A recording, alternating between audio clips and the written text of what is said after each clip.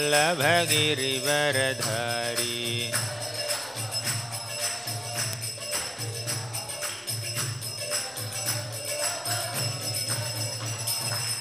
जय राधा माधव कुंज बिहारी गोपी जन वल्लभ गिरिवरधारी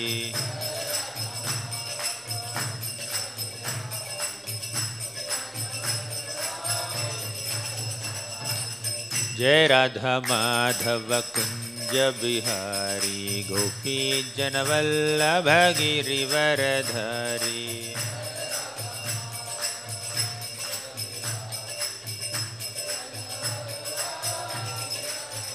जय राधा माधव राधा माधव राधे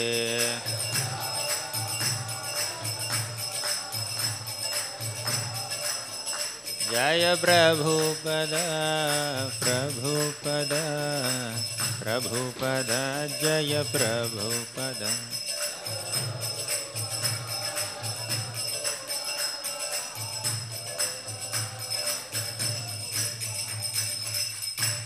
जय ओम विष्णुपाद परमहंस परिव्राजकाचार्य अष्टोत्तर शत श्रीमद् हिज डिवाइन ग्रेस अभय चरणारविंद भक्तिवेदांत स्वामी प्रभुपाद की जय ओम विष्णुपाद परमहंस परिव्राजकाचार्य अष्टोत्तर शत श्रीमद् हिज डिवाइन ग्रेस भक्ति सिद्धांत सरस्वती ठाकुर प्रभुपाद की नामाचार्य श्री हरिदास ठाकुर की प्रेम से कहो श्री कृष्ण चैतन्य प्रभु नित्यानंद श्री अद्वैत गदाधर श्रीवासादि गौर भक्तवृंद की श्री श्री राधा कृष्ण गोप गोपीनाथ श्यामकुंड राधा कुंड गिरि गोवर्धन की ब्रजभूमि श्री वृंदावन धाम की पुरुषोत्तम क्षेत्र श्री जगन्नाथपुरी धाम की गंगामय की जय यमुनामय की जय भक्ति देवी की जय तुलसी देवी की जय कलयुग पावन हरिनाम संकीर्तन की जय हरे कृष्ण महामंत्र की जय ग्रंथराज श्रीमद्भागवतम की जय All glories to the assembled devotees, all glories to the assembled devotees, all glories to Shri Guru and Shri Gauranga. Om Namo Bhagavate Vasudevaya.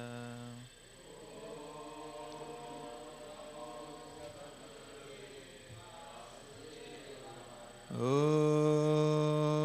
Namo Bhagavate Vasudevaya.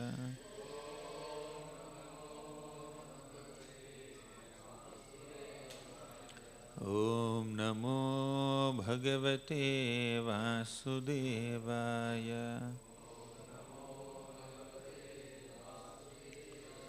Om Ajnanatimirandhasya Jnananjanashalakaya Chakshurunvalitam Yena Tasmai Shri Gurave Namaha. Shri Chaitanya Manobhishtam Sthapitam Yena Bhutale Swayam Rupaha Kada Mahyam Dadati Swapadantikam Vandeham Shri Guroh Shri Yutapadakamalam Shri Gurun Vaishnavamscha Shri Rupam Sagrajatam Sahagana Raghunadhanvitam Tam Sajivam Sadvaitam Savadhutam Parijana Sahitam Krishna Chaitanya Devam Shri Radha Krishna Padan Sahagana Lalita Shri Vishakhanvitamscha He Krishna Karuna Sindho Deenabandho Jagatpate Gopesha Gopika Kanta Radha Kanta Namostute Tapta Kanchana Gaurangi Radhe Vrindavaneshwari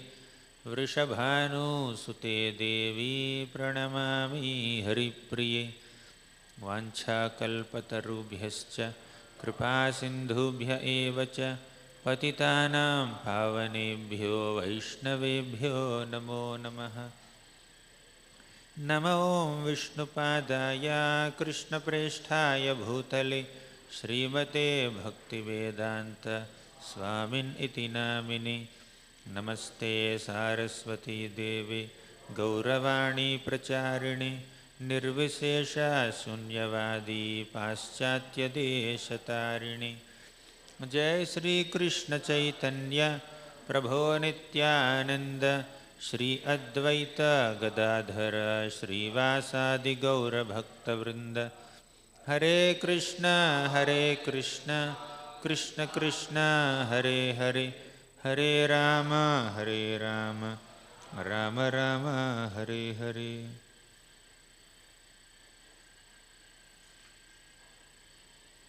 Hare Krishna. My humble respects to all the devotees who have assembled for this session on the glories of Lord Sri Ramachandra on the upcoming occasion of Sri Ramanavami. So today, in the next 1 hour, we will try to discuss some glories of Lord Ramachandra, some qualities that are exhibited by Lord Ram in his manifest pastimes on this earthly planet. So, whenever there is a decline in dharma and whenever there is an increase in adharma, the Supreme Lord appears on this planet in some form. As Krishna himself says in the Bhagavad Gita, Yada yada hi dharmasya glanir bhavati bharata abhyutthanam adharmasya tadatmanam srujamyaham. Whenever dharma decreases and adharma increases, Krishna comes to reverse the situation, right? So that's the purpose of the Lord's incarnations, apart from many other purposes that he accomplishes. So, in the Treta Yuga, the Supreme Lord appeared in the form of Lord Ramachandra. And he also has his expansions, who appeared as his brothers, Lakshmana, Bharata and Shatrugna. Some scriptures say that Ram, Lakshman, Bharata and Shatrugna are the expansions of Vasudeva, Sankarshana, Pradyumna and Aniruddha. And some other scriptures say that Ram, Lakshman, Bharata and Shatrugna are the incarnations of Vishnu, Anantasesha, Shankha and Chakra. Both are correct. Srila Prabhupada reconciles these versions saying that the Lord appears several times on this planet. Sometimes he appears as expansions of Chaturvyuha and sometimes as the second version, okay, as expansions of Vishnu, Sankarshana, means Seshanag and Shankha and Chakra. So, and whenever the Lord appears, some of his personal associates, eternal associates also appear along with him. Mother Lakshmi appeared as Mother Sita. And many other devatas appeared as Vanaras. Just like when Krishna appeared on this planet in the Yadu dynasty, several devatas appeared in the dynasties of Yadu, Andhaka, Bhoja and many other places to assist Krishna in his pastimes. Similarly, several devatas appeared in the form of Vanaras to assist Lord Ramachandra in his pastimes. Right? So Ram is known for his great righteousness, dharma. And Ram is also popular as Maryada Purushottama. Very sober, very gentle, not naughty like Krishna. So, in Srimad Bhagavatam, in the 9th canto, Sukadeva Goswami summarizes all the pastimes of Lord Ramachandra in just 2 chapters, because Ram's story is already well known and Sukadeva Goswami did not have much time to elaborate on these pastimes because Parikshit has only 7 days and there are 12 cantos. So Ram's pastimes are summarized. Definitely more elaborate than many other kings in the Ikshvaku dynasty, but not as elaborate as Lord Ram's pastimes in the 10th canto. But Sukadeva Goswami gives a very beautiful Falashruti. When you hear Lord Ramachandra's pastimes, what happens to us? Purusho Ramacharitam Shravanair Upadharayan Andrishamsa Paro Rajan Karma Bandhaihi Pramuchyate. Purusho Ramacharitam Shravanair Upadharayan. When you hear the pastimes of Lord Ramachandra with great eagerness and enthusiasm and open your ear holes to allow the nectar of Rama Katha to enter in your ears, what happens? Andrishamsas paro rajan karma bandhair vimuchyate. Whatever envy that is there within our hearts is completely removed. To become non-envious, we can hear Rama Katha. Okay? So Rama Katha completely destroys the envy in the hearts of devotees, according to the statement by Sukadeva Goswami in Srimad Bhagavatam. Lord Ramachandra's character, personality is an abode of great lessons for the humanity to learn. So, Sukadeva Goswami only, in the 5th canto of Bhagavatam, he says, Martyavatarastviha martya sikshanam raksho vadhayaiva nacha kevalam vibho. The purpose of Lord Ramachandra's appearance on this planet is not just to kill the demons. Martya avataraha iha martya sikshanam. Right? Martya means human beings. This place is called Martya Loka because it's filled with people who are destined to die. Martya avataraha. The Supreme Lord appeared as an avatara in this Martya Loka. For what? Iha Martya Sikshanam, to give section, to give training to Martyas, human beings. Raksho vadhayaiva na kevalam vibho. Raksho vadhaya means to kill the demons. Killing the demons is not the only agenda of Lord Ramachandra's pastimes. Yes, he killed so many demons. He killed the king of demons, Ravana, Maricha, Subahu. So many demons he has killed, Khara, Doshana, and the 14,000 soldiers that came along with Khara and Doshana to fight with Ram. Single-handedly he killed them within less than an hour. Right? So Ram has killed so many demons, but killing the demons is not the only reason for Lord Ramachandra's appearance. Ram appeared to train all of us in dharma. He is an ideal king. He is an ideal husband. He is an ideal brother. Ram is an ideal son. Okay. So all the qualities attain their perfection when Lord Ramachandra exhibits those qualities. In the 10th canto of Bhagavatam, there is a beautiful shloka that describes the glory of Krishna. Yanmartya leelau payikam svayoga mayabalam darshayita grahitam vismapanam swasya cha saubhagardhe parampadam bhushana bhushanangam. The shloka describes that the ornaments that Krishna wears are not exactly his ornaments. He is an ornament for his ornaments, right? Generally, when a person wears ornaments, he or she appears beautiful. But when Krishna wears ornaments, ornaments appear beautiful, not Krishna, right? Krishna increases the beauty of ornaments, right? With that same ornament that is adorning Krishna's beautiful form, if someone else wears the ornament will not appear so beautiful. Because Krishna is wearing the ornament, it appears so beautiful, right? So just like Krishna increases the beauty of his ornaments, Lord Ramachandra increases the beauty or glory of his qualities.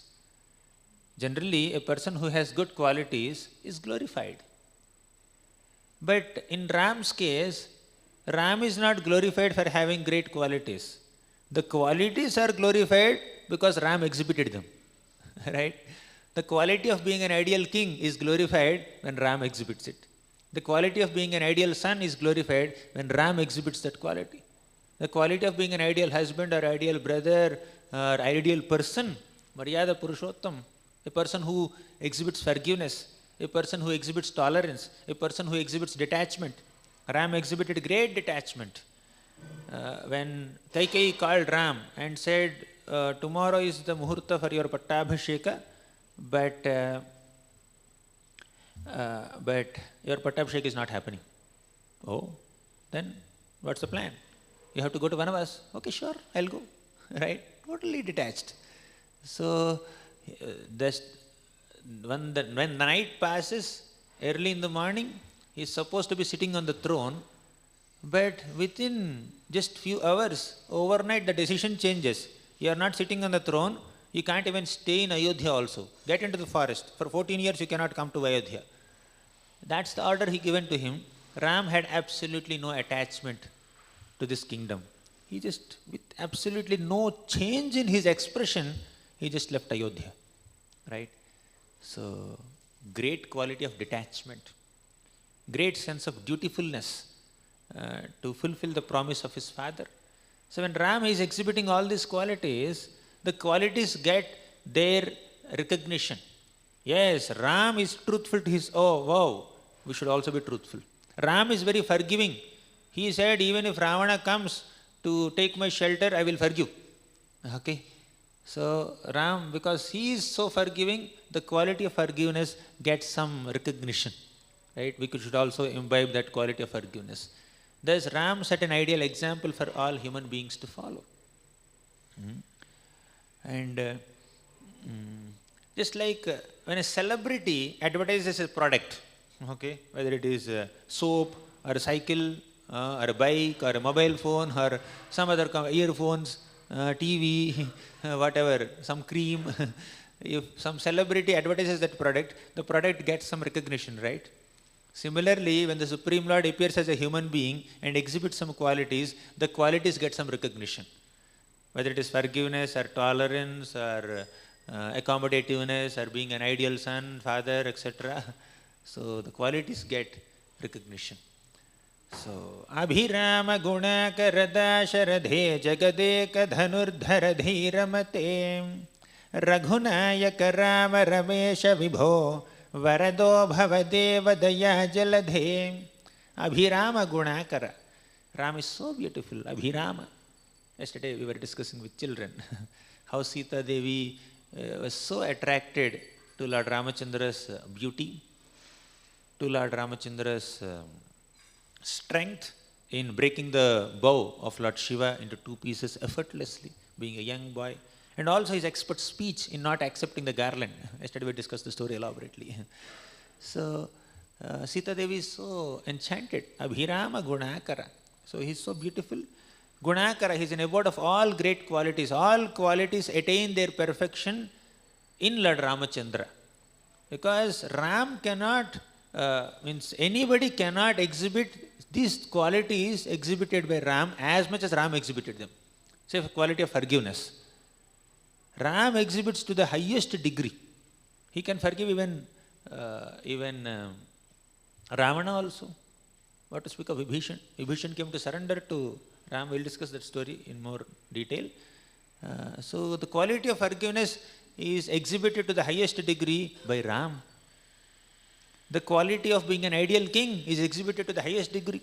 The quality of detachment and dutifulness is exhibited to the highest degree as Ram, in the form of Ram. So all the qualities reach their perfection when Ram exhibits them. Fine? Not when others exhibit them. So, Abhirama Gunakara Dasharadhi Jagadeka Dhanurdhara Dhiramate. Lord Ramachandra is the best of all bowmen. Jagadeka Dhanurdhara. He is the great Dhanurdhari. Okay? So, no one can hold a bow and use it to the highest degree as much as Lord Ramachandra can do. Hare Krishna. Even as a young boy, Ram could effortlessly lift this Shiva's bow that was kept on a big chariot with hundreds of wheels, and it is pushed with great effort by 300 men. 300 young, strong men were struggling to even push the chariot on which Shivadhanu is kept to bring it into the assembly hall, and little Ram just lifted it like left hand, very effortlessly, just like Krishna lifted Govardhan mountain.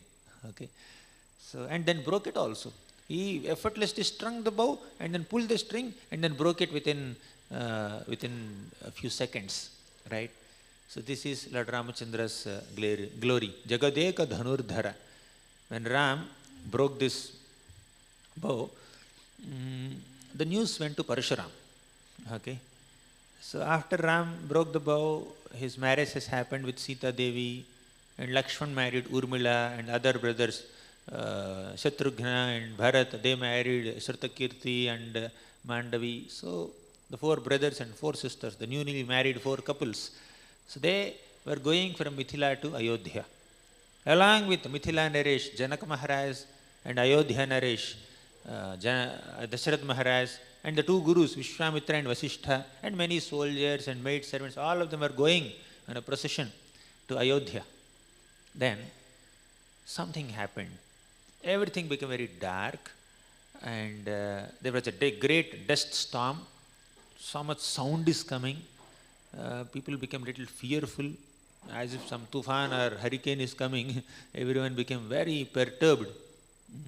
Then Dasharath and Janaka Maharaj asked Vasishtha and Vishwamitra, what's happening? What is the cause of this great disturbance? Then Vasishtha and Janaka Maharaj, they said, Vasishtha and Vishwamitra said that Parshuram is 100 kilometers away from this place. That's why we are feeling like this. You can just imagine if he comes closer, what will happen. Right? He is about just 100 kilometers away. That's why we are just shaking and land is vibrating. And on top of it, he is very angry also. He is not just coming. He is coming with anger. So much anger. So then Janaka Maharaj and Dasharath Maharaj asked Vasishtha and Vishwamitra, so what's the plan now? What are we supposed to do now? Vasishtha and Vishwamitra said, generally, we don't agree with anything. We are opposite parties. You know, right? There is a great dispute between Vasishtha and Vishwamitra about that Kamadhenu and many other things. And eventually, Vishwamitra became like Brahmarshi. So, they said that we generally don't agree with anything, but in this particular situation, we both have same opinion. Just bow down, surrender. Complete surrender is the only way to save ourselves. So in front of Parshuram, we can't do anything. They said, okay, fine. Everyone surrendered. Everyone almost fainted by the time Parshuram reached there, except 2 people. You know who are they? Ram and Lakshman. Okay. Ram and Lakshman were awake, strong, steady, conscious, and Parshuram came and said, who is that Ram? Who is that Ram? Then Ram said, you are that Ram. Who else is Ram? You are the Ram, Parshuram, the greatest warrior. Then Parshuram was taken aback. He never expected this kind of reply. Okay. He said, okay, fine, yes, I am Ram, I am Parshuram. But I have heard that there is one young boy, his name is also Ram. He is coming from Ikshvaku dynasty, Raghu dynasty. I have heard that he has offended Lord Shiva by breaking his bow into 2 pieces. What does he think about himself? Where is that Ram? I want that Ram, not me. Then Ram said, I am that Ram. But by the way, I did not break Shiva's bow out of arrogance. I was told by my guru to go and string the bow. And as it is my Kshatriya dharma, as Veera dharma, so I went and tried to lift the bow. And because the bow is so weak, so old, it could not even bear my touch, I tried to lift it and it broke into 2 pieces. Okay, I am not responsible for the breaking of the bow. Then Parshuram said, you are so strong, you are so young, so small. You are so strong that you are considering Lord Shiva's bow to be so weak, so old, that you can break it. Do you think who am I? I am Parshuram. I have come here to destroy all the demoniac people, all the bad people here. Then Ram said, yes, all bad people are meant to be destroyed, but that job is supposed to be done by me. Parshuram was surprised. Done by me means you will do. What am I supposed to do? I have already destroyed them 21 times. Right? I thought I have some more task pending. And you are saying you will take up the task. So Parshuram was a bit surprised that young Ram is giving such kind of reply. Then Parshuram said, you know what is this? He showed his Parshu, axe. So he showed this axe just to announce that I have killed 21 times several impudent Kshatriyas with this axe. Okay, have you seen this? So he just wanted to show this to our Ram and Lakshman. And Ram and Lakshman immediately offered obeisances to that Parshuram, that Parashu. Okay, they offered dandavats. Then Parshuram was surprised. At one point this boy is challenging me, and at one point he is being so humble and offering obeisances to me. Then he asked, why are you offering obeisances to this Parashu? He said, this is Parashu, held by Parshuram, and it has killed so many demons. It is Lord Vishnu's weapon. We are supposed to offer respects to this Vishnu weapon, right? Then Parshuram was even more surprised. Okay, sometimes he's obedient, sometimes he's like replying back. Okay, so you are saying that you will kill all the demoniac people, right? Do you think you are so powerful just because you have broken Lord Shiva's bow? You think you are so powerful? I will give you Vishnu's bow. Vishnu is called Shanga Dhanva. So I will give you Saranga bow of Lord Vishnu. Let me check whether you can even hold it. Okay. Then Ram said, by your blessings, I can try. Oh, you are able to try also? You are saying that you will try? Okay, let me test this boy. Thinking like this, our Parshuram closed his eyes, meditated. He wanted to invoke the presence of Sangha Dhanva, Vishnu Chapa. Then the bow is not coming in his hand only. He was meditating with more concentration. Vishnu's bow, Saranga Dhanva, please appear in my hands. So he is trying to invoke the presence of Vishnu's bow. But Vishnu's bow is not appearing in his hands. Again, third time he tried to meditate. Again it's not appearing. Then he opened his eyes and he saw Lord Ramachandra already holding it. Right?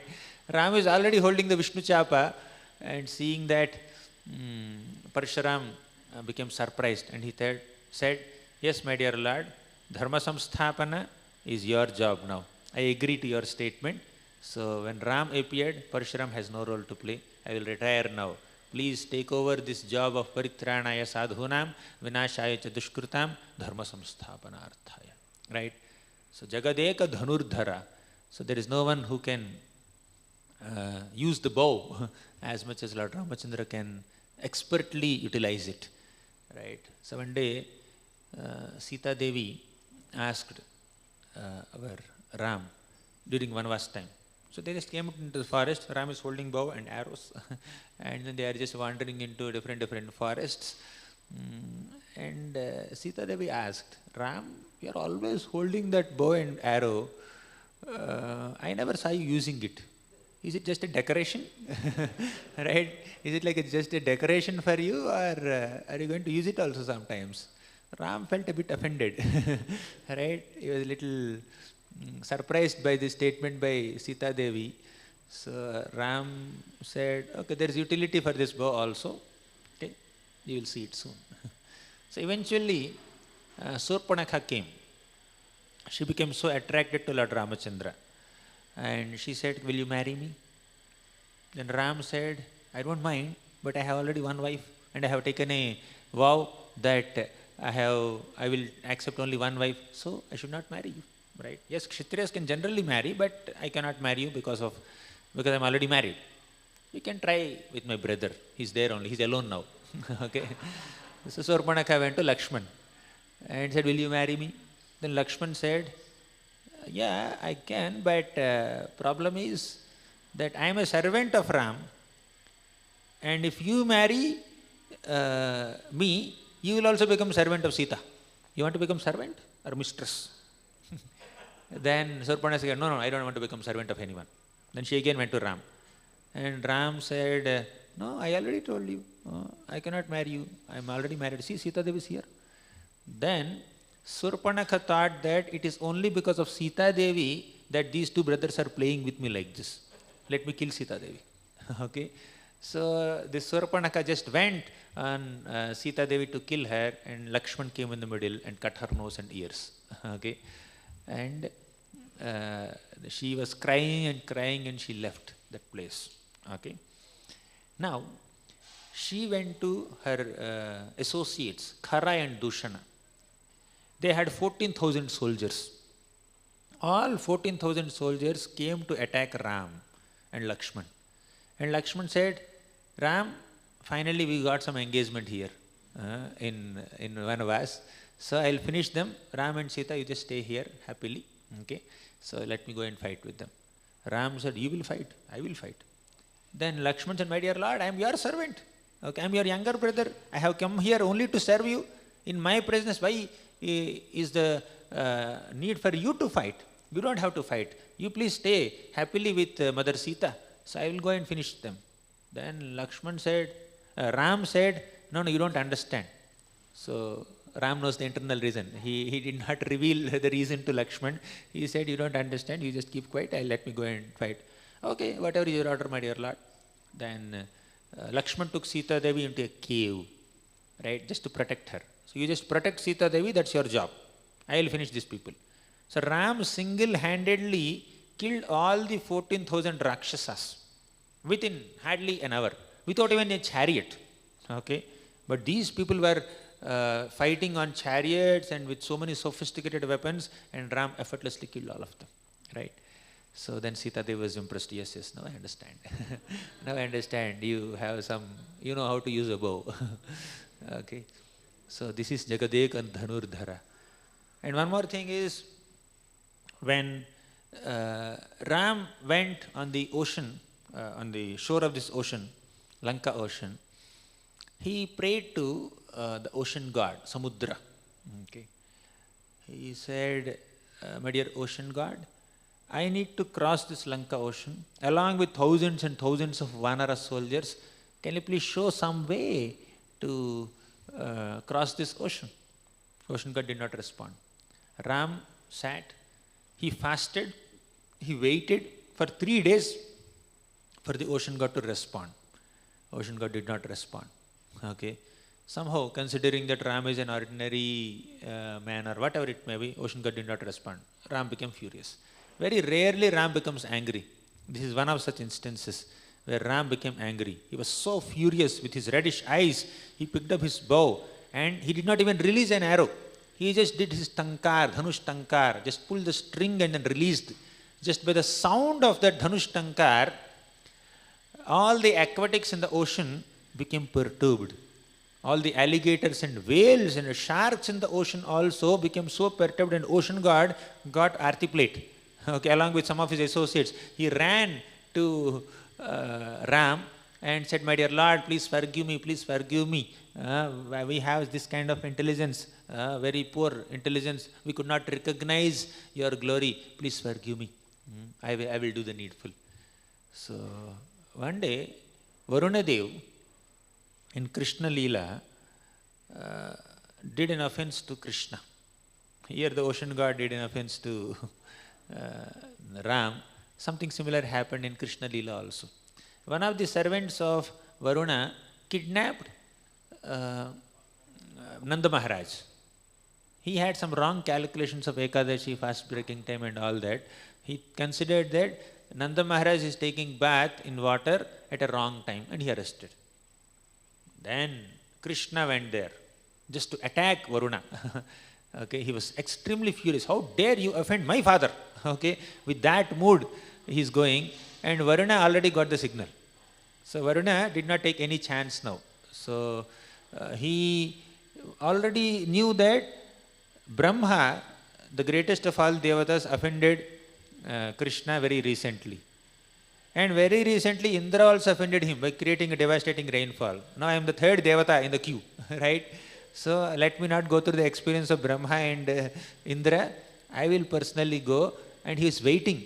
He told Nanda Maharaj, please sit on this Simhasan, right? You please be comfortable, be happy. At any moment Krishna and Balram can come here. You just be here, be happy.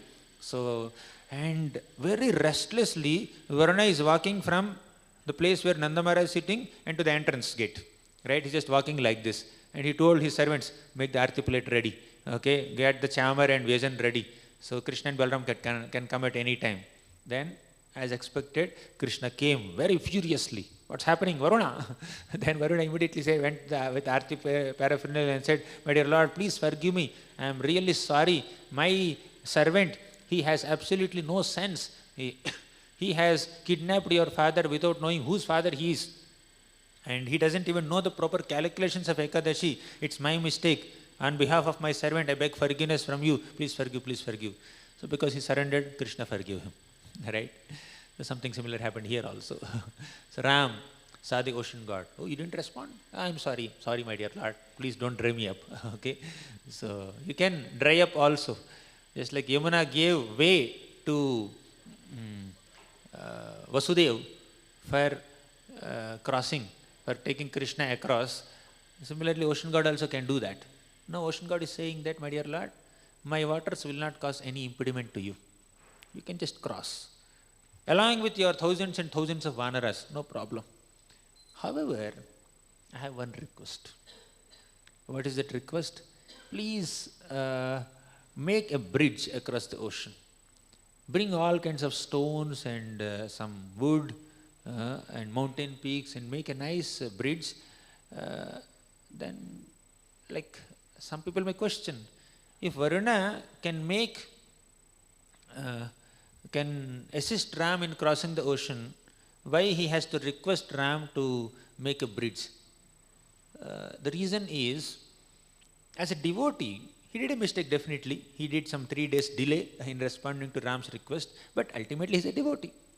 So devotees are very eager to see the Lord being glorified by everyone. So if Ram makes a bridge with floating stones, if Ram can make a bridge, that will expand his glory, and for all time to come he will be praised by future generations, and the ocean god wants to see Ram glorified like this. That's the only reason why he requested Ram to make a bridge, and Ram agreed also. Okay, it's not necessary for Lord Ramachandra to make a bridge to cross this ocean. He can just walk on the water. He can allow all the monkeys also to walk on the water, or he can just disappear on this shore and appear on that shore. He can do anything. Kartum akartum anyatha kartum karite samartha. But still, in response to the request and the desire of ocean god, Ram agreed to make a bridge with floating stones. So this is the glory of Lord Ramachandra. Prabhupada writes in the 9th canto purports that if the Lord can make millions of planets float like cotton swabs in the outer space, why can't he make a stone float on water? But from the perspective of a common conditioned soul, stones floating on water is very unimaginary, right? Very surprising. So to astonish common souls, common people, Ram made that stone bridge in response to the request of our Varuna Dev. So we need to understand that although the Lord is appearing as a human being, he does so many superhuman activities to establish his godhood and to increase our faith in him. Otherwise, common people can conveniently think that Ram is also an ordinary human being. Just like common people also think conveniently that Krishna is an ordinary child. He is also stealing butter, he is getting chastised by his mother. What a big deal. So they can conveniently underestimate the potency of the Supreme Lord. So this is the nature of conditioned souls. So that's why we have sufficient opportunities to understand and appreciate and acknowledge Krishna's godhood. Now, we were discussing that shloka and then we are going into so many stories. Virama gunakara dasharadhe jagadeka dhanurdhara dhiramate. He is dhanurdhari. We were discussing examples of how he is the best of all dhanurdharis, with the example of Parshuram's episode, then this ocean god's episode, and Kharadushana's episode, right? He's a great dhanurdhari. And Yuddhaganda, if you go, you will find so many examples like that. But we'll not go into that. Right? Jagadeka dhanurdhara dhiramate raghunayaka rama ramesha vibho varado bhavadeva daya jaladhe. He is Raghunayaka. He is the master of the Raghu dynasty. Rama, very blissful personality. Rama means one who enjoys and one who gives enjoyment, right? He makes everyone happy. Just by his mere presence, everyone becomes very happy, imbued with pleasure. Rama Ramesha Vibho Varado Bhava Deva Daya Jaladhe. He is also an ocean of compassion, Daya Jaladhi. Okay. Now, let's discuss some incidents from Ramayana that specifically highlight what Lord Ram is expecting from all of us. Okay? Anyone can please Lord Ramachandra. It's not necessary that we have to be very qualified to please Lord Ramachandra from a material calculation. Na janmanonam mahato na saubhagam navan na buddhir na kritis tosha hetuhu. Right? Our janma, our karma, our saubhaga, our opulence, our money, our education, our species also is not necessary to please Lord Ramachandra. Right? Na janmanonam mahato na saubhagam navan na buddhir na kritih tosha hetu. Janma is high birth. Mahato, greatness. Saubhagam, opulence. Janmanonam mahato na saubhagam. Navan means, vak means eloquence, ability to speak nicely. Your presentation capabilities cannot impress Lord Ramachandra. You may be an eloquent speaker. That doesn't mean you impress the heart of Lord Ram. Okay? Na buddhi. You may be very great intellectual and scientist. That may not impress Lord Ramachandra. Na buddhir, na akriti. You may be very handsome and very beautiful. It's not necessary that Ram gets impressed by that akriti. Tosha hetuhu. These are not the reasons for Lord Ramachandra's satisfaction. Right? Only love can satisfy the Lord. Only sincere devotion can satisfy the Lord. Ram has different kinds of devotees. Guha. Who was Guha? A tribal person. That boatman. He could impress Lord Ramachandra. Okay? And who is that? Jatayu, a vulture, can impress Lord Ramachandra. Hanumanji and many other Vanaras, they could please Lord Ramachandra.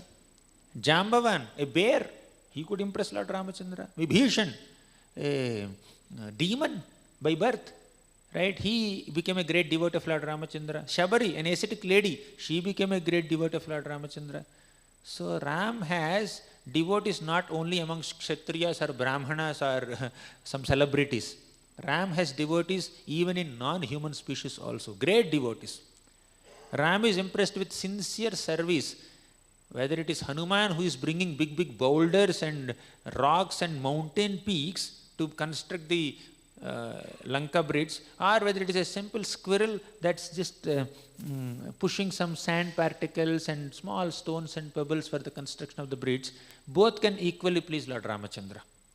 It's not the magnitude of our service that impresses Ram, it's the attitude behind the service that impresses Lord Ramachandra. Right? So the Lord sees our heart. The Lord sees the attitude more than the magnitude of our activities. So there is one beautiful shloka that says, Vyadhasya charanam dhruvasya chavayo vidya gajendrasya ka kubjaya kimunama rupamadhikam kim tad sudam no dhanam vamshah ko vidurasya yadavapater ugrasya kim paurusham bhaktya tushyati kevalam na chagunaihi bhakti priyo madhava. Vyadhasya acharanam. What is the great etiquette or culture that is known by this Vyadha, exhibited by Vyadha, hunter? Dhruvasya chavayo. What is the age of Dhruva Maharaj, 5-year-old kid? Vidya Gajendrasya ka. Is Gajendra a great Pandit or scholar? Gajendra is an elephant, right? Vidya Gajendrasya ka. Kubja ya kimunama rupamadhikam kim tad sudham no dhanam. Kubja. Was she so beautiful? She was a hunchback lady, right? Kimun Rama nama rupa madhikam. Her rupa is not so great, right? Kim tat sudam no dhanam. Sudama is a poor person. He does not have even sufficient wealth to fill his belly or wear a dhoti properly, right? But still he could impress the heart of Lord Ramachandra, Lord Krishna. Right? Kim tat sudam no dhanam. Vamshah ko vidurasya yadavapater ugrasya kim paurusham. What is the great Vamsha of Vidura? He is just a Dasiputra by birth, but is a great devotee at heart. Yadavapater ugrasya kim paurusham. What is the paurusha of Yadavapati, Ugrasena? He is not known to be a great warrior who could fight with great courage. He is simple. He was arrested even by Kamsa, supposed to be his own son, right? Bhaktya tushyati kevalam na chagunaihi bhakti priyo madhava. Madhava is impressed only with bhakti. Therefore, he is called Bhakti Priya Madhava. Bhakti Priyo Madhava. Okay. Bhaktya tushyati kevalam. Only bhakti can impress him. Nacha gunaihi, not your external qualifications. Okay. So Ram has devotees amongst tribals, amongst ascetics, amongst sages, amongst brahmanas, amongst kshatriyas, amongst demons, amongst monkeys, amongst bears, amongst squirrels, amongst vultures. See, different varieties of devotees Lord Ramachandra has, right? So, this is the greatness of Lord Ramachandra. There's a beautiful shloka that comes somewhere in Padyavali. It says, Shri Narayana Pundarika Nayana Shri Rama Sita Pate Govindachyuta Nanda Nandana Mukunda Nanda Damodaram Vishnu Raghava Vasudeva Drhare Devendra Chudamani Samsararnava Karnadharaka Hare Sri Krishna Tubhyam Nama. Sri Narayana Pundarika Nayana. Oh Narayana, Pundarika Nayana, one who has beautiful lotus-like eyes, lotus petal-like eyes. Shri Rama Sita Pate. Oh Rama, supreme enjoyer. Sita Pati, husband of Mother Sita. Sri Rama Sita Pate. Govindachyuta Nanda Nandana Mukunda Nanda Damodara. You are Govinda. You give pleasure to all senses and all cows. Govinda Ananda Mukunda, right? Mukunda, Govinda Achyuta Mukunda. You are Achyuta. You never fail in your affection towards your devotees, right? Govinda Achyuta Nanda Nanda Namukunda Nanda Damodara. Nanda Nandana. You give great pleasure to your devotees who serve you in fatherly affection. Mukunda, you give liberation. Lord Ramachandra, although he is exhibiting his human pastimes, he also exhibited his divinity and godhood in giving mukti to Jatayu. Jatayu did so much service to Lord Ramachandra. Even at the cost of sacrificing his own life, Jatayu fought with Ravana to protect Sita Devi in service to Lord Ramachandra. So Jatayu had two options. Knowing that Ravana is such a furious, cruel demon, very powerful demon, and knowing that I don't have the ability to confront with Ravana, Jatayu could have stayed back and given the news to Ram. Ram, your wife is kidnapped by Ravana. He could have done that, but Jatayu did not choose that option. Jatayu, out of his overwhelming devotion for Lord Ramachandra, he thought, I cannot just give this news to Ram. Whatever ability I have, whatever strength and power I have, let me utilize this to confront with Ravana and try to save Sita Devi to the best of my ability. So he fought. For a long time he fought with Ravana, and his wings were cut by Ravana, and he just fell from the sky. From such an altitude, he just fell from the sky, just giving up his life. So Jatayu's love for Lord Ramachandra is like fatherly affection, and in response to that affection shown by Jatayu, Ram performed the final rites of Jatayu just like a son performs final rites to father, right? When the father is departed. To this degree, Ram could bless Jatayu, right?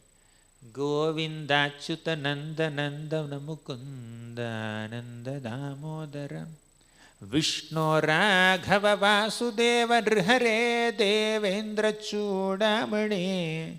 Vishnu Raghava, one who is coming from the Raghu dynasty, right? Devendra Chudamani, many other names of the Lord are mentioned, right? This one shloka describes multiple forms of the Lord. Nrhare, you are Narasimha also, to protect your devotees. Devendra Chudamani, Samsararnava Karnadharaka Hare Sri Krishna Tubhyam Nama. You deliver your devotees from this Samsara Arnava. Samsara Arnava means the ocean of material existence. Just take the example of this boatman. who helped Lord Ramachandra to cross this river when he just began his vanvas.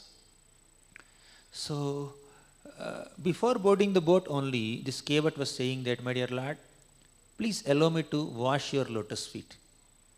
Why? Why so? Answer is, just by touching the dust from your divine lotus feet, a rock has become a woman. And if you touch your lotus feet, dusty lotus feet, to my boat will become a woman. What will I do? I am a poor boatman. Okay, so let me wash your lotus feet. So seeing the innocence and clever words of this boatman, Mother Sita smiled. And very intelligently he washed the lotus feet of Ram. Ram allowed him to do so. So Ram boarded the boat. And this boatman is very lovingly rowing the boat, and impressed with his innocence and devotion and service attitude, Sita Devi took out a ring and offered it to Ram and indicated, you please gift it to him. And Ram took that ring and gifted it to this boatman. And the boatman said that, Ram, what is this? You are giving this to me as a payment for helping you cross this river? No. I cannot accept any payment. Okay, I cannot accept any payment from you, because this kind of formalities of payment are they are observed only between some strangers. Okay, but we are friends. You are a boatman, I am also a boatman. We both belong to the same profession, right? Because we belong to the same profession, so I cannot accept payment from you. Ram said, yeah, we are friends, we understand. I understand. How can we be of the same profession? You are a boatman, how can I be the boatman? Then Kevat gave a purport in the presence of Sita and Lakshman. Okay, so the boatman said that, my dear Lord, I am a boatman who takes people from this shore of the river to that shore of the river. But you are the boatman who takes people from this shore of the material ocean to that shore, taking them to Vaikuntha. So you help people cross over this material ocean. Therefore, you are also a boatman. You don't understand that. You are the boatman. Okay. So I cannot accept this payment from you. Because I am not charging you for boarding my boat, you are not supposed to charge me when I come to board your boat. Right? Don't say that your anarthas have to be cleared, right? You have to be completely pure at heart, then only I will accept you. I have so many shortcomings. I am trying to overcome them, but somehow or the other, please show mercy, right? Give me some concession. Don't accept payment. Don't ask for payment. I am a poor fellow. What can I offer you? So very cleverly he said, and Ram was pleased with his devotion, right? Samsararnava karna dharaka hare. So Lord Hari is one who destroys the material existence, one who takes us out of this material ocean. So this is how Lord Ramachandra can give liberation to anyone. So now let's discuss a few incidents. I am just randomly discussing many incidents in Ramayana. So let me discuss one incident now. What pleases Lord Ramachandra? Bharat is very dear to Lord Ram's heart. Although Bharat is misunderstood by so many people, Ram never misunderstood him. First, Bharat was misunderstood by Kaikeyi. Kaikeyi thought that if Bharat can get to sit on the throne, he will be happy. I will somehow ask some benedictions, some boons from Dasharath Maharaj and make Bharat the king, and Bharat will be very happy. Kaikeyi misunderstood the intentions of Bharat. So that misunderstanding led to so many misunderstandings. Because Kaikeyi asked Dasharath Maharaj to make Bharat the king, Dasharath Maharaj also started doubting Bharat. Oh, Bharat wants to sit on the throne? Not allow Lord Ramachandra to sit on the throne? Earlier, Dasharath Maharaj had no doubt. Bharat is a dedicated servant and a loving brother, younger brother of Ram. So, whole Ayodhya knows this. No one had any doubt on Bharat's intentions. But after Kaikeyi asked this boon, even Dasharath Maharaj started misunderstanding. So, our own activities and attitude will make us being misunderstood by others, but sometimes others' activities also will create a misunderstanding on our character in the minds of others. That's the nature of this world. Bharat is completely innocent, but he is misunderstood by 100 people because of Kaikeyi's wrong calculation. So we need to tolerate that, right? So Bharat is innocent. Sometimes when I do something, when I say something, when I do something that is not very appropriate or out of innocence or out of accident or out of intention, I may do something and I will be misunderstood by others, right? But although I am totally innocent, sometimes I am misunderstood by others because others may create also misunderstanding. So we need to learn to tolerate all that. Anyways, coming back to this Bharat's thing, Kaikeyi misunderstood. Because of that, Dasharatha Maharaj misunderstood. When Bharat came from his grandfather's house back to Ayodhya, by the time Ram went to Vanavas, Dasharatha Maharaj left his body only out of separation from Lord Ramachandra, and Sita is not there, Lakshman is not there, and entire Ayodhya was immersed in an ocean of lamentation. Nobody had sent an email to Bharat. This is what is happening.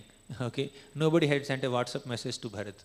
In those days, that communication was not there. Bharat is coming very happily to meet his elder brother Ram, and what he saw at Ayodhya is just a lamentation-filled place, very difficult to even exist, stand there even for a moment.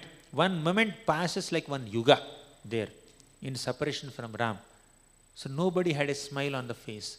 Nobody had some bandwidth or inclination to speak a few words of reception and welcome to Bharat also. Entire Ayodhya was filled with ocean of lamentation. Then Bharat went to Kaikeyi and said what has happened.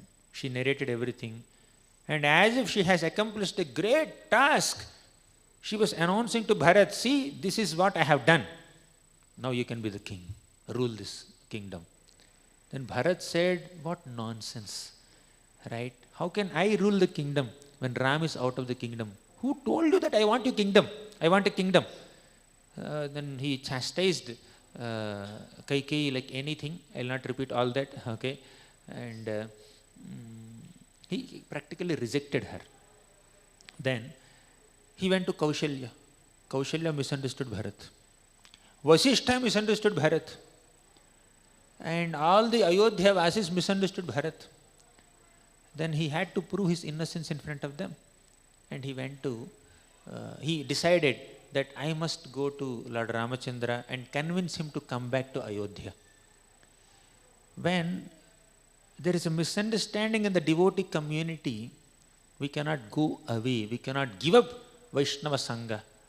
Okay? Understanding that these misunderstandings are very inevitable, we should learn to tolerate and try to continue to take shelter of that same Sangha. Okay, very important lesson Bharat is giving. Bharat did not think that I am so innocent, but all the Ayodhyavasis are misunderstanding me. They are showering such fierce glances upon me as if they want to burn me to ashes with their fiery glances. So Bharat was so devastated. At the same time, he did not consider getting out of Ayodhya. He continued to stay there only. He convinced Kausalya Devi, Mother, do you ever think, do you really believe that I have a desire to sit on the throne? Do you really believe so? If you believe so, there is no one who is as unfortunate as me, right? So even life becomes very difficult for me to continue. So then eventually Kaushalya believed, trusted the intentions of Bharat. Yes, my dear Bharat, now I understand that you don't have any bad intentions. Somehow this unfortunate incident has happened. So then again, Bharat had to do the same thing with Vasishtha. He had to prove his innocence. He proved his innocence in front of so many Ayodhyavasis, including his elders and gurus and mothers. Bharat is called Bharat because he is carrying the burden of this responsibility of kingdom of Ayodhya.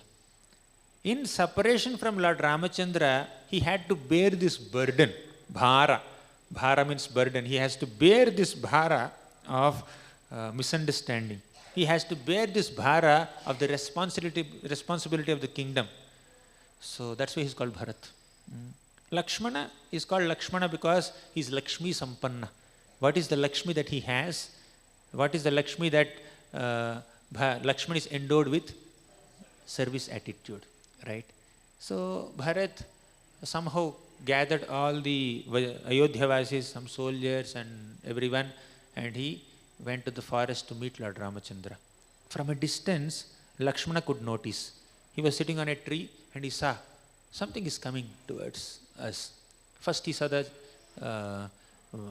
flag of a chariot. He couldn't understand. This is a chariot from Ayodhya. So who is the king of Ayodhya now? Bharat. So Bharat is coming here on his chariot and he saw many soldiers are coming. So much of paraphernalia, so many people are coming in a great procession. So Bharat saw, Lakshman saw and understood, misunderstood that Bharat is coming to attack Lord Ramachandra. Because of him, Ram is now in the forest. Now that he returned to Ayodhya and he is sitting on the throne, he is coming to kill Lord Ramachandra, attack Lord Ramachandra. So he immediately went to Ram and said, Ram, just give me an order. Just order me. I will immediately finish that Bharat and all the soldiers that have come here to attack you, to kill you. Just give me that order. So this Bharat, because of Bharat only, you are wearing the simple clothes, simple robes like a sannyasi and then say, wandering in the forest. So please, let me kill that Bharat. Then Ram said, Lakshman, Bharat will not think of harming me even in his dream. Just keep quiet, wait and watch. Just stand there. Okay? You will see the whole thing. In just few minutes, everything will be revealed to you. Lakshman, who misunderstood Bharat, just kept quiet and stood there. Ram ordered him, right? Eventually Bharat came and said, my dear Ram, please come back to Ayodhya. Then Ram said, how can I come back to Ayodhya? I have given a promise to my dear father. And then Bharat said, father is not there. Just because father is not there, that does not mean his promise is not there. Promise is there. He promised Mother Kaikeyi that I will do Vanvas for 14 years and you will rule the Ayodhya kingdom. Then Bharat said, no, all the Ayodhyavasis and me, the so-called king, and all the mothers, and even Kaikeyi who has asked those boons from Dasharath, everyone is desiring that you should come back. And I am 100% sure even Dasharath Maharaj also has the same opinion. He never wanted to send you to the forest. If you come back and rule Ayodhya, he will also be happy in whichever loka he is. Then Ram said, we cannot tweak dharma like this. Whether willingly or unwillingly, our father had sent me to the forest. And the promise is, for 14 years I will be in the forest. I cannot change it. I cannot change that word, and you also should not tweak that. Then Bharat said, okay, fine, my dear Lord, I will just continue. But I cannot sit on the throne. I will rule, because it's an order from your side, from father's side. I will rule the kingdom, but I will not accept any royal clothes. I will not sit on the throne. I will rule on your behalf. Bharat accepted the responsibility of the kingdom, not the facility. He is not attached to the facility.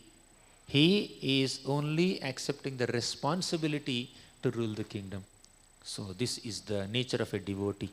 We are not attached to facilities that come along with our service. We need to accept the responsibility only. Oftentimes, an immature person wants to accept all facilities and do very minimal in the responsibility, right? But Bharat is not like that. So Bharat accepted the sandals, the shoes of Lord Ramachandra, placed them on the throne, installed them on the throne. He coronated Lord Ramachandra's shoes on the throne of Ayodhya, and he sat as a humble servant and he managed all the affairs of the kingdom for 14 years. Now coming back to this Lakshman's case. Now Lakshman understood that he has misunderstood Bharat. Lakshman now had full trust on the intentions of Bharat. So eventually Ram continued his Vanavas, and one day, on one fine day, two demons came in disguise to the hermitage of Lord Ramachandra. You know who are the two demons? Number one, Ravana came in the disguise of a Brahmana sage. Number two, Maricha came in the disguise of a golden deer. For what purpose? Their project is somehow allure Sita Devi and divert Ram and Lakshman from her presence and make her alone so that Ravana can kidnap her. You know the whole story. To summarize, so Ram ran behind that golden deer to catch, and after a while he released an arrow, and that golden deer, who was actually Maricha, he shouted for help, and that shouting, that loud shout entered the ears of Sita Devi. Okay, and Ram never shouts. Lakshman knows that very well. Lakshman and Ram are born together. They grew up together. Lakshman is completely aware of Lord Ramachandra's capabilities. But Lakshman did not pay any heed to that shouting, right? But Sita became so anxious for the safety of Lord Ramachandra. Very anxiously she came out and said, Lakshman, Lakshman, your brother needs your help. Please go, go. Then Lakshman said, my dear mother, my brother will never shout for help like that. He's a Kshatriya. Maybe some demons must have attacked him. He needs help. No demon has the ability to stand in front of my dear brother Ram. So much of discussion was happening. At one moment, Sita Devi said, one brother took away the kingdom of Ram. Another brother is trying to take away his wife. It will never happen. Your poor intentions will never come true, my dear Bharat, my dear Lakshman. And Lakshman was devastated to hear this statement. The pain of misunderstanding, you will understand the pain of misunderstanding only when you are misunderstood by someone, right? So at one point, Lakshman misunderstood Bharat. How much pain, excruciating pain that Bharat was experiencing because of this misunderstanding by all Ayodhyavasis and even Lakshman also, his dear brother. But now when Lakshman is misunderstood by Sita Devi, Lakshman was totally devastated, right? Extremely devastated. And by the way, let's not misunderstand Sita Devi for saying these words to Lakshman. Sita Devi was very anxious for Lord Ramachandra's safety. Therefore, Sita Devi had to say something very, very strong to inspire, to instigate Bharat to somehow go, okay, and to serve Lord Ramachandra. She did not really mean it, but she said it, okay. So we need to see all these characters of Ramayana, whether it is Sita Devi or Lakshman or Bharat or Ram or all these great personalities, they are enacting some beautiful pastime. We need to learn lessons from their activities. We should learn what to do and what not to do from their activities without misunderstanding them, without minimizing their glory. That's very important. Just because Sita misunderstood Bharat, that does not mean we misunderstand Sita, right? So Sita Devi is Sita Devi. So she said as a part of the pastime so that we get a lesson. So Sita misunderstood Bharat, apparently, right? But her intention was was love for Lord Ramachandra only, not with any other thing. She never doubted the intentions of Lakshman in any way. Okay, but she said it. Very, very painful statements. Lakshman did not even look at Mother Sita's face fully, right? He was only offering obeisances to her divine lotus feet, right? So, of course, he recognizes. That does not mean he never recognized who is Sita. But point is, his focus is on the lotus feet, okay? As a loving son, as a loving servant. But when Sita Devi said this, Lakshman was devastated and he was obliged to go. He was obliged to go and assist Ram, so-called assistance. He is convinced that Ram doesn't need any assistance, right? So when Lakshman went all the way to Ram, Ram chastised him. Ram said, why did you leave Sita Devi alone? That was just some Maricha, some demon who came in the disguise of a deer. I killed him, I finished him. Can't you trust how strong I am? Do you think that Rakshasa Maya can do anything to me? Why you have to give up my order of protecting Sita Devi and come here, leaving her alone? So here Sita is chastising, there Ram is chastising, where will Lakshman go? Right? Lakshman thought that Lakshman has given up his sleep also. 14 years he did not sleep only. Lakshman has given up his sleep, and Lakshman has tolerated separation from his wife Urmila for 14 years. He did not have to tolerate. He is very happy serving Lord Ramachandra. After I did so much of sacrifice to serve Lord Ramachandra, Ram is chastising me, Sita is chastising me. Enough of their service. Let me go back to Ayodhya. Okay, I will go and stay in Ayodhya only. He did not say like that. He continued to serve. Service requires tolerance also. Sometimes we may be chastised by the same persons whom we are serving. Okay, but still a devotee continues to serve despite being chastised, despite being misunderstood by the master only sometimes, right? So that is love. Sometimes mother tries to feed the child, and the child becomes little aggressive, or he doesn't listen to the mother. He may misunderstand, he may just throw away things out of anger or whatever, innocence or ignorance. But will the mother stop serving the child? Mother will continue to serve the child. Okay. So, because there is love there. Because there is love, service will not stop, although the person whom you are loving may act or speak in ways that are not very palatable to you sometimes. Right? They are not very comfortable for you sometimes.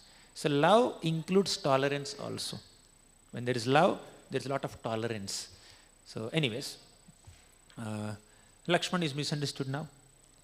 Moving the story, let's fast forward the story a little bit. And after Lord Ramachandra killed Ravana, Sita Devi came in front of him. Okay.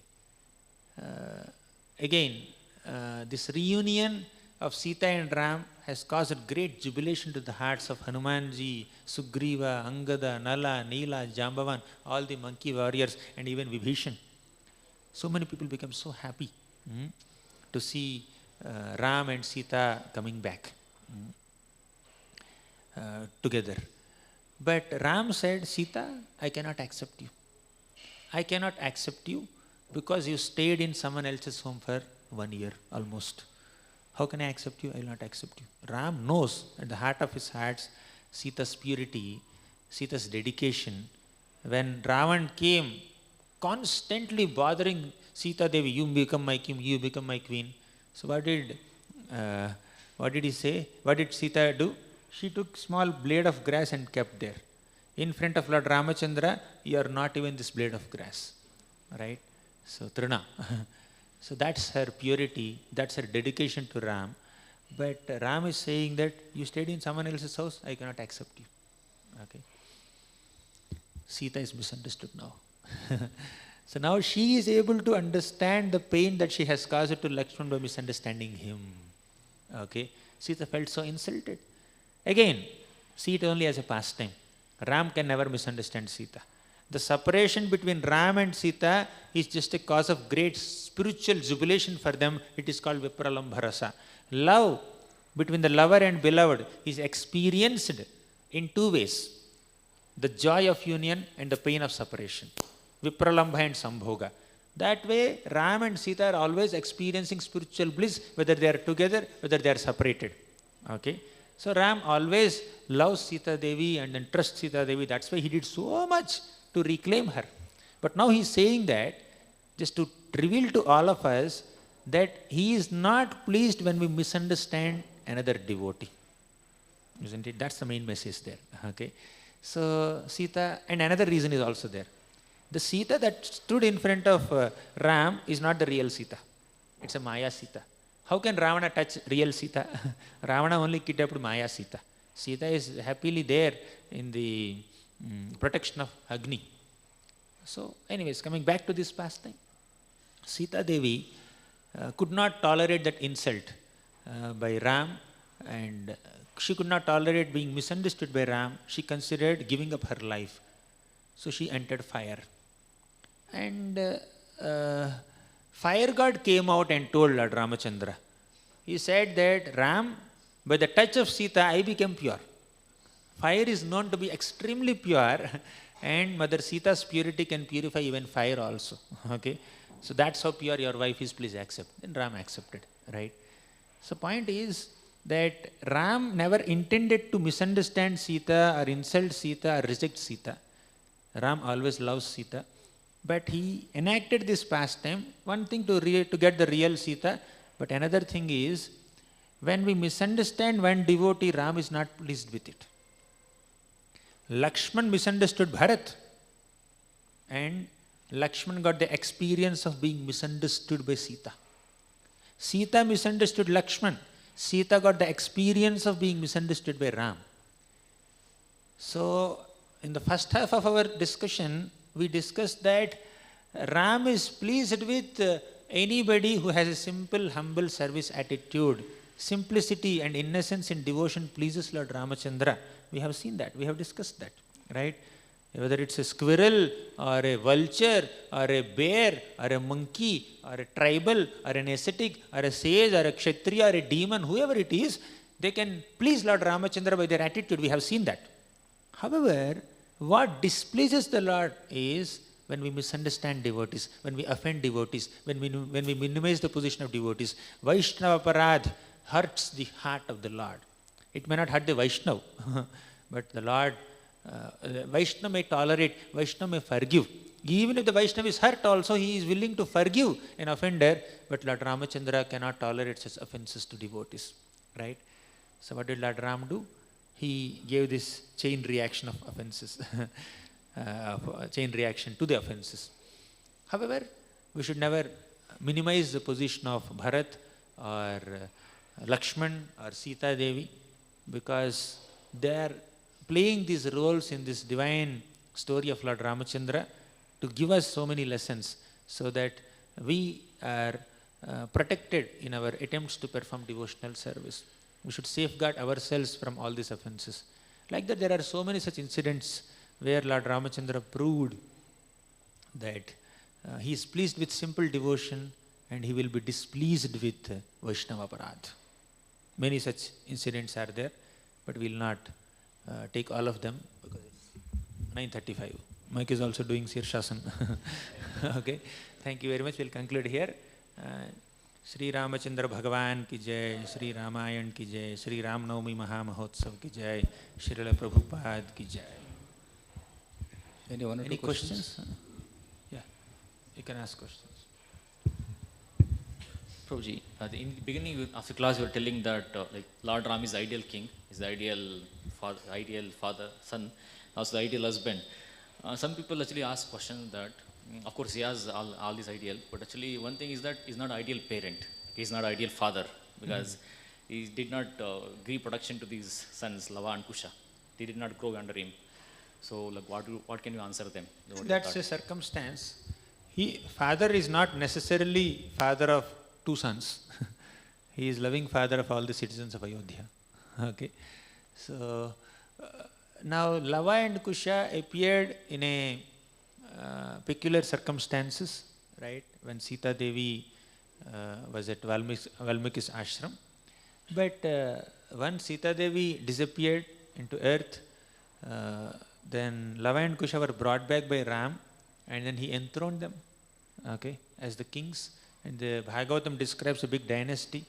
So apparently Ram may not have spent time with them during the childhood of these boys, means in the initial days, but it was all circumstantial, okay.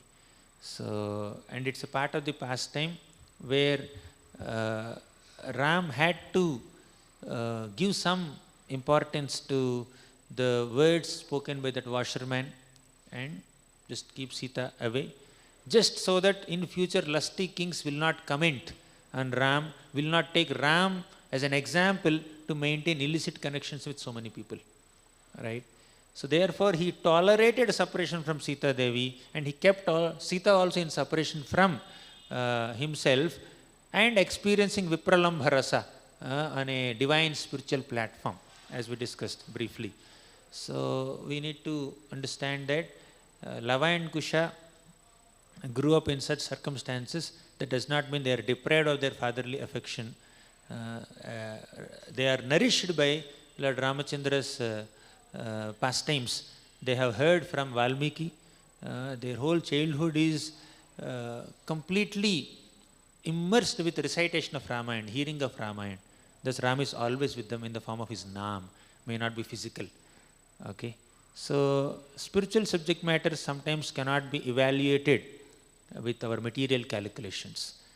From an external perspective, father giving time to the children, physically staying with them, yes, that is giving attention. But on a spiritual perspective, Ram is present in the form of Ramayana on the tongues and in the ears of Lava and Kusha right from their birth till they were enthroned and forever. Right. Is my understanding.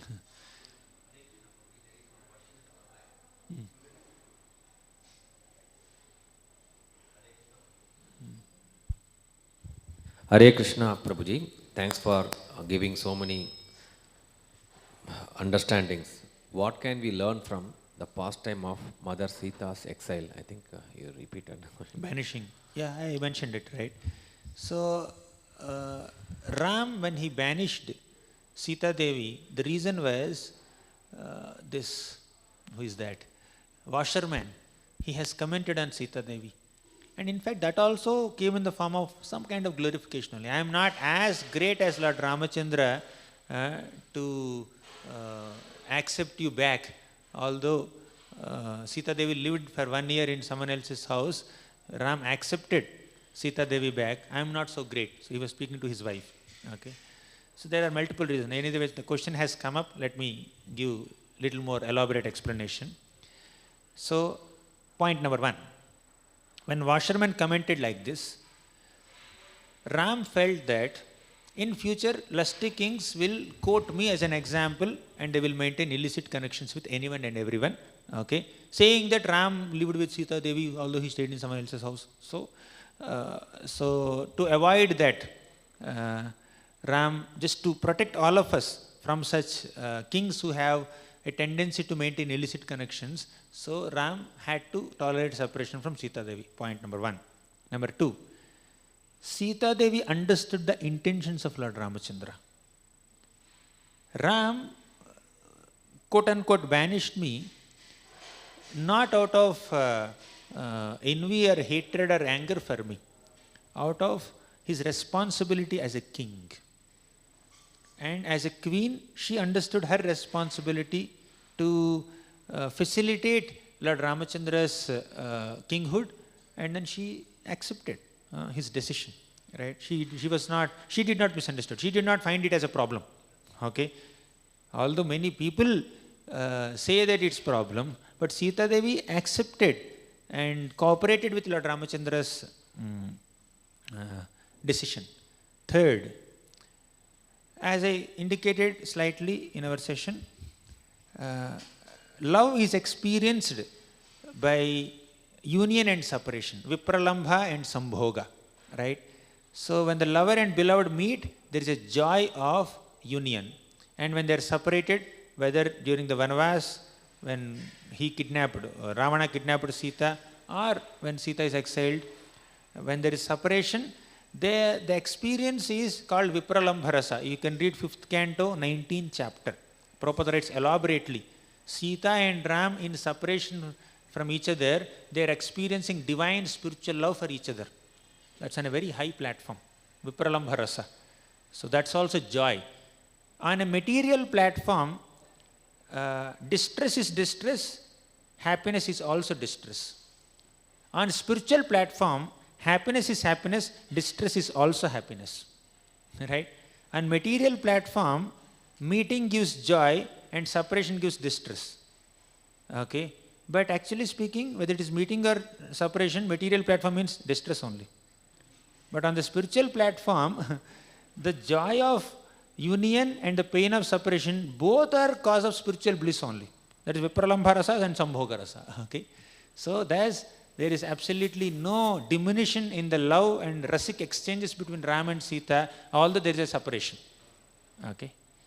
So we discussed three things. Now fourth is, according to Uttarakanda of Ramayana, once Sita Devi just took one parrot, separated one parrot from the female parrot. She was so excited with the speaking of the parrot, and she just took that parrot for herself.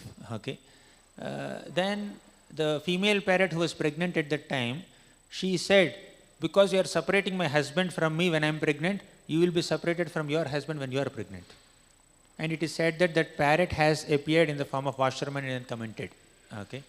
However, this apparent curse gives a simple, some kind of explanation for us why there is a separation between Ram and Sita, the fourth reason. But the third reason is the ultimate. So no curses can affect Sita or Ram. Okay. No pain can affect Sita and Ram. On a spiritual platform, they are always happily experiencing spiritual joy, whether they are together, whether they are separated. This is the ultimate reason. So this is like other few reasons are there to establish some kind of right example for the kings to follow. So there should not be any chance for the future kings to find a flaw in the character of Lord Ramachandra. So he took this decision. And Sita understood it. She did not have a big problem and she did not make an issue out of it. Okay. Okay. Any other question? Yes, Prabhu. Prabhuji, Hare Krishna. Prabhuji, thank you so much for the sweet pastimes and the narration. Ramayana as a whole is sweet, but this 1.5 hour narration was more sweeter is what I felt, Prabhuji. So service, you said service requires tolerance, but when actually it comes, in somebody chastises, actually it triggers a chain reaction. So tolerance is just one part of it where you have to do, but that the chain reaction that triggers causes a lot of more turmoil than that. How do we understand, how do we practice this tolerance when somebody chastises in services? It's not that easy, but as you said, we have to practice. And the impetus for such a practice is, it comes from our sincere performance of Shravanam and Kirtana. The more we hear all these pastimes of these great souls, how they tolerated, all the Pandavas, Draupadi, Kunti, they faced so many reversals, but they tolerated. Parikshit Maharaj was blasphemed and cursed by Shringi, and he was cursed to die within 7 days. He tolerated. Then, who is that? Mother Parvati misunderstood Chitraketu Maharaj. Of course, Chitraketu Maharaj commented on Shiva with a tinge of pride, but Mother Parvati cursed him so much that he has to become a demon in the next life. Then Shiva understood the intentions of Chitraketu. Although there is a tinge of pride, there is a pure intention that his concern, Chitraketu's concern was that nobody should misunderstand Shiva. When Shiva is sitting with Mother Parvati so intimately in the presence of so many sages, common people may misunderstand Lord Shiva. They consider him ordinary. Therefore, he gave that comment. But he said it loudly in front of everyone. Okay. He gave feedback to Lord Shiva in front of everyone loudly. Mother Parvati became upset and she cursed. So he immediately came to Mother Parvati and said, "My dear mother, I accept your curse. I am really sorry for whatever I have said. And whatever you think is wrong, let that be wrong, and may I be forgiven for it." He did not justify. He gave a clarification. I never have any disrespectful feelings towards your husband. I only consider him worshipable. But what I said, if it offends you, I accept responsibility for it and I accept your curse. So, we have seen examples of several devotees in Srimad Bhagavatam who exhibited tolerance when other Vaishnavas dealt with them in a certain way that caused some pain, right? But from another perspective, in the name of tolerance, we don't have to allow ourselves to get exploited, right? In some cases, we need to tolerate, definitely, especially when it is coming from our own dear devotees or some seniors may chastise. So younger people should tolerate, right? Out of respect, out of gratitude. So when there is gratitude, respect and love, tolerance becomes a natural byproduct of that respect and gratitude. When you value the relationship, tolerance becomes very easy, right? So intolerance comes when we don't have sufficient value for the relationship, right? In all ordinary cases. But when the nature of abuse is very intense, then we may have to have a discussion, right? We need to mention it. This pains me in this way. And if needed, we may have to escalate the matter to some senior Vaishnavas who can make some difference there, right? So in the name of tolerance, we don't have to allow ourselves to get exploited or abused too badly, right? So these are a few perspectives. There's much more that we can discuss, but I hope this makes some sense. Thank you. Hare Krishna Prabhuji, there is one question from online. Divya Gaurangi Mataji, you can unmute yourself and ask the question. Hare Krishna Prabhuji, Danvat Pranam. Thank you so much for wonderful class, Prabhuji. Very sweet katha and very nourishing. Prabhuji, my question is, you nicely explained about how devotees' misunderstandings happen. If someone misunderstands, that could be the reaction of us having misunderstood other devotees. But at the same time, it pains the heart of the Lord. So that part is really very striking, that how can we hurt the Lord? And Vaishnavas, they forgive.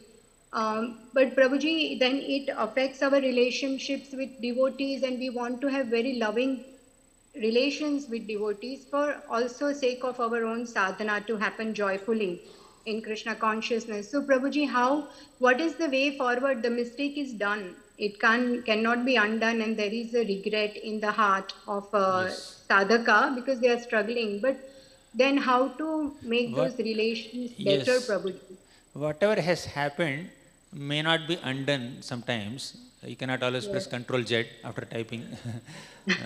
But we can take care so that it doesn't repeat in future, right? We may not be able to rectify something that has already happened, but we can take care, sufficient care that it doesn't repeat it again.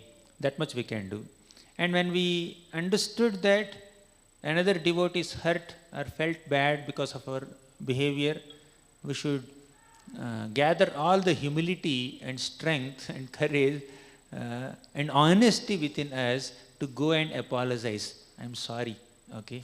So most of the misunderstanding related problems are solved at that level when we keep aside our egos and with some humility go and beg forgiveness from the devotee whom we have hurt in some way, small or big, right? So we need to say sorry. We should be humble enough to say sorry when we recognize, at least when we understood that we have caused some pain to them, right? So that's important. Apologizing for the mistake which is already done and being careful not to repeat such same mistake again. So these two things are the answer to your question. Yes, Prabhuji, just a small thing there that yes, we apologize, but if the devotee is more displeased and if they say that no, everything is fine, but then their behavior towards us has changed, it's not like before, then in that case, what do we do, Prabhuji? Because we are not acknowledging our sorry. We should give some time, right? Yes. Depending on the degree of inconvenience that we cause it to some people, they will take some time to respond. We cannot immediately say that the behavior should be according to our expectations. Oftentimes problems are because of our undue expectations and not giving space to people for okay, I hope. Yes, so we should give time, Prabhuji. Thank you so much, and hopefully one day with prayers, that devotee will be pleased with us again. Thank you, Prabhuji. Hare Krishna. Hare Krishna. Any other question? No? Thank you, Prabhuji, very much for the wonderful class.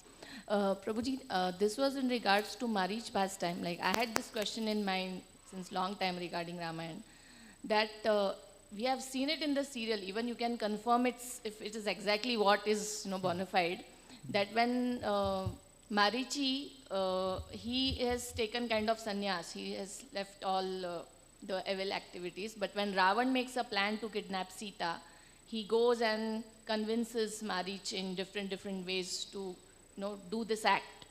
And then finally he threatens him and all the tools he uses. So Marich thinks that, because Ravan at the end tells that if you don't follow what I'm saying, I'll kill you. So Marich thinks that it's better to die at the hands of Ram than to die at the hands of Ravana. But the thought which comes to my mind is, I hope I'm not misunderstanding Marich, but it's that he may be dying at the hands of Ram, but if Ravan's plan gets successful and if Sita Devi is kidnapped, so much of pain will be caused to both, Sita Devi and Ram. So that thought that it's better to die at hands of Ram than Ravan, but that is at a particular cost. So how we can reconcile? Ultimately, yeah, that's a very valid thought when we hear the response of Maricha to Ravana. However, Kaikeyi's reaction when Manthara told him whatever she had told, and this here Maricha's reaction, all these things urge us to think that why did they behave like this? They could have behaved in this way.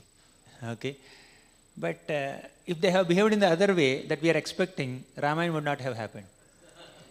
Right? So Maricha's accepting the request of Ravana and playing the role of a golden deer, being killed in the hands of Ram, all these things are very essential for Ramayana to take place. Ravana has to come and kidnap Sita Devi, and Ram has to go and kill Ravana. So that's the whole thing. If the kidnap doesn't happen only, killing doesn't happen only, and Vanavas doesn't happen only, so where is Ramayana then? So instead of sometimes acharyas may give a reason why they have behaved in this way. So when a tikakar, when a commentator, when a bona fide Vaishnava acharya gives a nice explanation for what these people have done, we accept it. But when such an explanation is not available, for example, the best way is to accept the pastime the way it has happened, instead of saying that it could have happened in this way. Why this has happened in this way? Just accept it the way it has happened and then identify the important lessons for us to learn. Right? We cannot change their activities now. So the way they have acted is revealing so many lessons to us, let's accept them. Right? And sometimes acharyas give explanation why they acted in this way, we accept that also. Hare Krishna. One question from online. Giridharan Prabhu, you may please unmute and ask the question. Srihit Giridharan Prabhu, please unmute yourself. How much time do we have? It's almost 10 o'clock.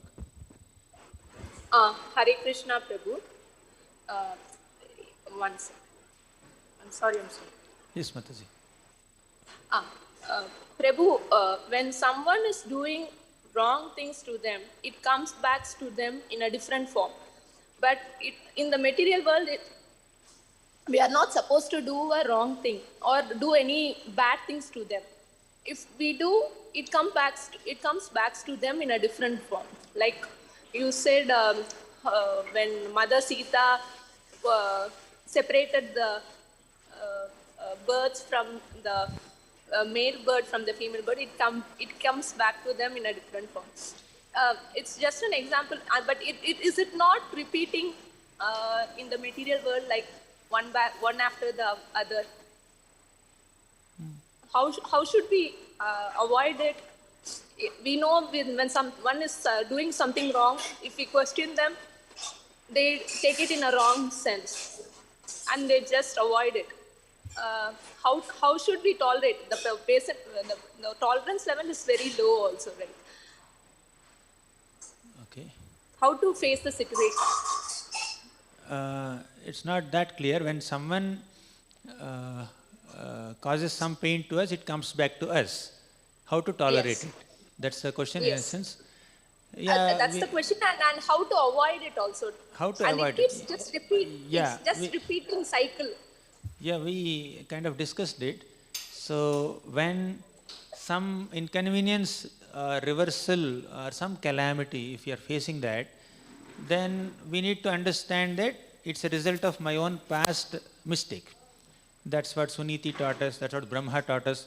Tattenu kampam susamikshamaano bhunjana evatmakritam vipakam hridvagvapurбhir vidadhan namaste jivetayo muktipade sadaya bhak.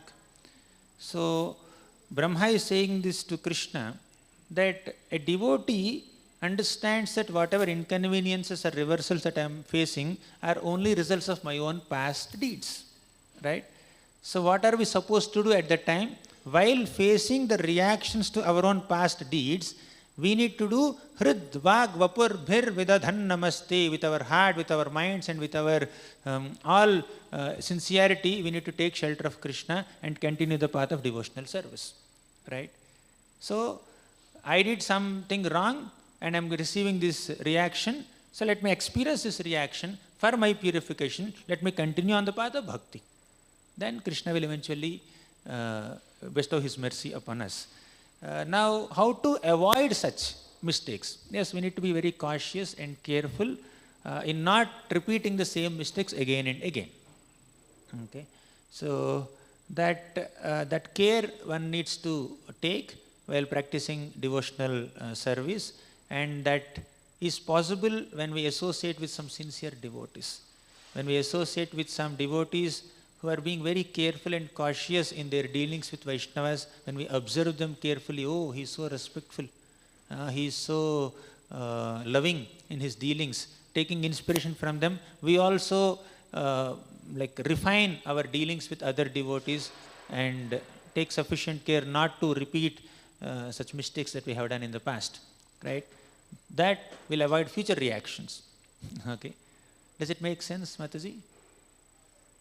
Yes, Prabhu. So basically, we have to accept the and have a tolerance level high to experience it, so that we don't repeat. In fact, yes. In fact, a devotee becomes grateful for the reaction. Now, let me give you two examples. Indra offended Krishna in the Govardhan pastime. Yesterday morning we discussed, right? So Indra offended Krishna by creating a devastating rainfall in Vrindavan. Okay, what happened then? After 7 days, Indra realized that I have done a mistake. Then he went to Krishna, fell at his feet and begged forgiveness. My dear Lord, I am really sorry for doing this. Then Krishna forgave and said, okay, you continue your activities as the king, but no more Indra Puja. It's not cancelled for this year only. It's cancelled forever. Right? Forever Indra Puja is replaced with Govardhan Puja. So, but Krishna did not punish him.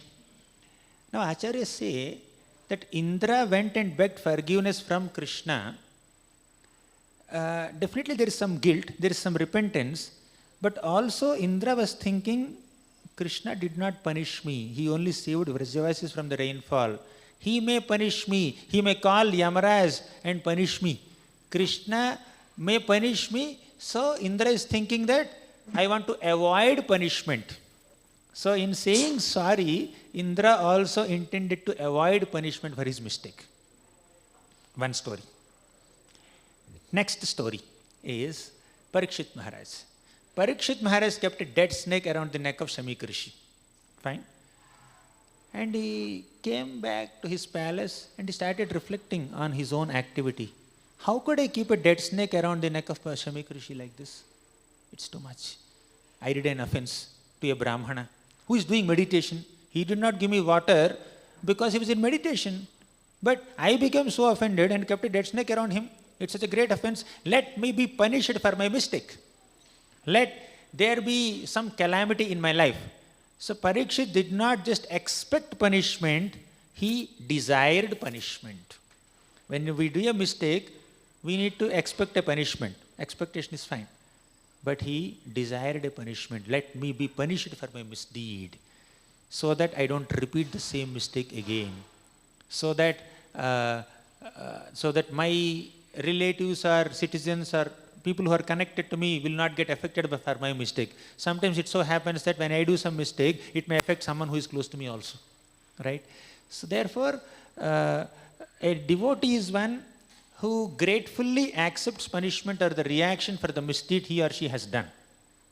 Indra wanted to avoid punishment, therefore he again offended Krishna when Krishna came to that Swargalok to take Parichata tree. He again got into a dispute with Krishna, right? So, devotee accepts reaction for the mistake committed and he will avoid repeating the same mistake. But sometimes when we try to avoid punishment, avoid the reaction, there is a possibility that we might repeat the same mistake again. Of course, it may take some time for us to rectify ourselves. We may not become perfect completely overnight. So we may commit the same mistake repeatedly a few times and then we will learn our lesson. That's fine. There's a organic growth, but with a sincere, pure intention to grow within, right? So, but point is, when we try to avoid reaction, when we try to stay in our comfort zone, there is a possibility that we may repeat the same mistake like Indra. But honestly, when we accept the reaction for our mistakes, like Parikshit Maharaj, we will not repeat the same mistake. Does it make sense, Mataji? Whoever has asked the question. Yes, yes, Prabhu. Yes, Prabhu. Right. Thank you. Thank you, Prabhu. Thank you. We'll conclude. Hare Krishna. It's beyond 10 now. Thank you very much. Granthara Srimad Bhagavatam ki jai, Srila Prabhupada ki jai.